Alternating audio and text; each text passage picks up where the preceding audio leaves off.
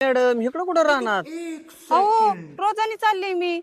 अहो आणि ते टेलरिंगचं काम करत होता ना तुम्ही? ती कधीच दिलं सोडून. का हो?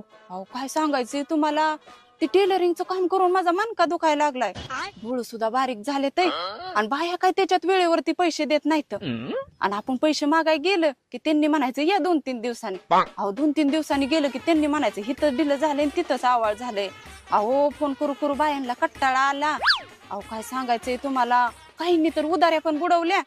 त्याच्यापेक्षा हे काम चांगलं ना हो, घरी आणून पैसे देते ती. अहो एवढंच नाही, निघायला गाडी, घरी सोडायला गाडी. आणि त्या टेलरिंगच्या कामात मला जेवायला सुद्धा टायमिंग मिळत नव्हता, पण आता मी 3 टायमिंग पोटभर खाते यावं. हा आणि ते मोबाईल कशाला चालवलाय हो? हे मोबाईल वय हा टायमिंग बघायला. मी वेळेवरती जेवण करते. सकाळचं 3 तास काम करायचं, संध्याकाळचं 3 तास काम करायचं. 6 तास मजुरी, 300 रुपये हजरी. 6 वाजल्या